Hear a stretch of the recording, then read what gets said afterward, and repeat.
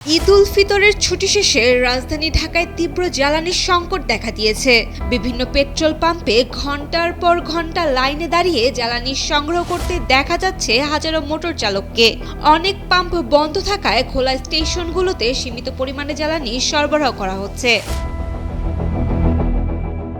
ভোগান্তিতে পড়া নগরবাসীরা বলছেন, জ্বালানির সংকট সরাসরি তাদের দৈনন্দিন জীবন ও কর্মঘণ্টায় প্রভাব ফেলছে। একাধিক ব্যক্তি অভিযোগ করেছেন, দীর্ঘ সময় লাইনে দাঁড়িয়ে থাকায় ব্যাহত হচ্ছে অফিসের কাজ। যেমন আমার এখন অফিসিয়ালি লাঞ্চ ব্রেক, বাট আমি লাঞ্চ ব্রেকটা নিতে পারতেছি না। আমার এখন তেলের জন্য লাইনে দাঁড়ানো লাগতেছে, আমার সময় নষ্ট হচ্ছে, আমার শ্রম নষ্ট হচ্ছে, ইভেন আমার অফিসের সময় নষ্ট হচ্ছে। সব দিক দিয়ে আমার ভোগান্তি হচ্ছে। অফিস আদালতের থেকে মনে করি যে আসলে অফিসের তো অনেক এফেক্ট পড়বে, যে আসলে আমাদের তেলের সিরিয়ালে অনেকক্ষণ থেকে দাঁড়ায় থাকতে হচ্ছে। বসুন্ধরা টিস্যু, অশুদ্ধতার বিরুদ্ধে এক বিন্দুও ছাড় নয়। ভোক্তারা বলছেন, সরকার পর্যাপ্ত জ্বালানি মজুদ থাকার আশ্বাস দিলেও বাস্তবে তা পাওয়া যাচ্ছে না। কেউ কেউ আবার সরবরাহ ব্যবস্থার দুর্বলতা এবং সিন্ডিকেটের প্রভাবের কথাও তুলে ধরছেন। এছাড়া ঢাকার অনেক পেট্রোল পাম্প বন্ধ থাকায় অল্প কয়েকটি স্টেশনের উপর চাপ বাড়ছে।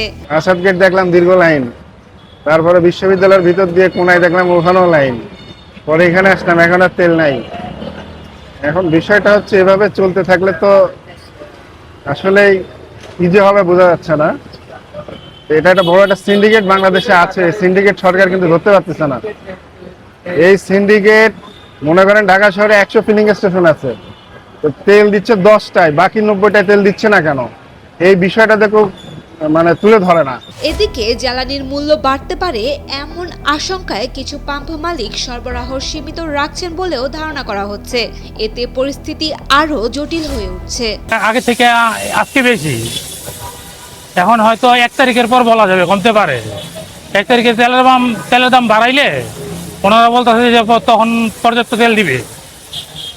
এখন দিতেছে 500 টাকার, কোথাও দিতেছে 200 টাকার। বাংলাদেশ পেট্রোল পাম্প মালিক সমিতি জানিয়েছে, নিরাপত্তাহীনতা ও সরবরাহ সংকট অব্যাহত থাকলে অনেক পাম্প বন্ধ হয়ে যেতে পারে। বিশেষজ্ঞরা সতর্ক করে বলছেন, সংকট দীর্ঘায়িত হলে দেশের সামগ্রিক অর্থনীতি ও স্বাভাবিক জীবনযাত্রা মারাত্মকভাবে ব্যাহত হতে পারে। সায়াম আক্তার, ডেইলি সান।